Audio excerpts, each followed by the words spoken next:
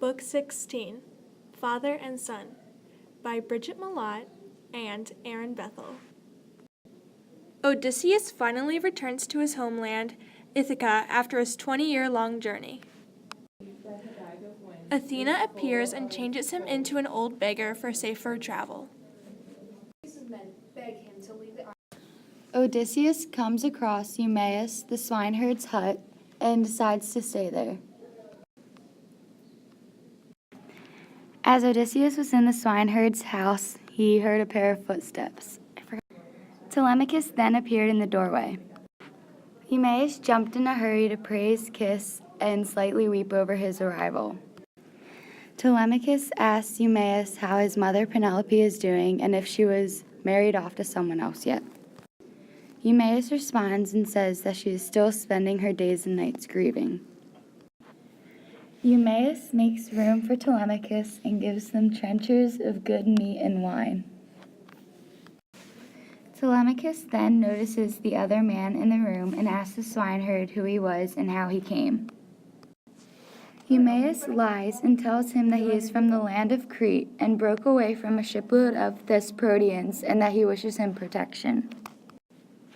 Telemachus offers any help for Odysseus and orders Eumaeus to go tell Penelope that he returned from Pylos.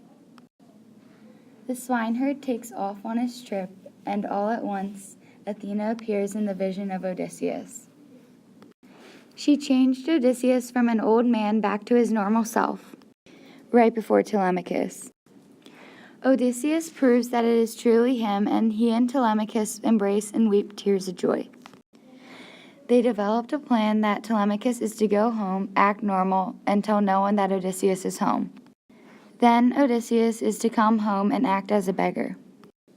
Meanwhile, back at the courtyard, Amphinomus and Antinous dispute over ways they should kill Telemachus.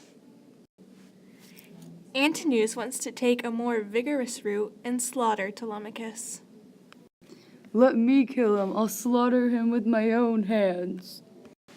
Amphinomus doesn't want to be as harsh as Antinous, so he asks the gods how Telemachus should be put to death. Dear gods, what do you think is the best decision on how to kill Telemachus? The maid overhears their conversation and warns Penelope how the suitors are planning the death of her son. What? Are you kidding? I must go down.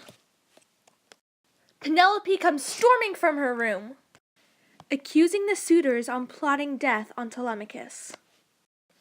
How dare you want to kill my son? The suitors act innocent and pretend nothing has happened between them. Oh, Penelope, why would we ever want to kill Telemachus? That's right. We would never say such a thing. Penelope then rushes up to her room to weep for her dear lord Odysseus. Penelope stops weeping when Athena comes down and casts sweet dreams upon her. Back at the swineherd's cottage, Athena transforms Odysseus back into a beggar. Telemachus then asks Eumaeus what happened while he was in town. Eumaeus said he didn't have much time. Therefore, he wasn't able to speak to the suitors. He also felt obligated to come back home to Odysseus and Telemachus. Later that night, everyone sat down, ate a feast, and then later went off to bed. Read the book to find out what happens next. Thanks for watching. Bye.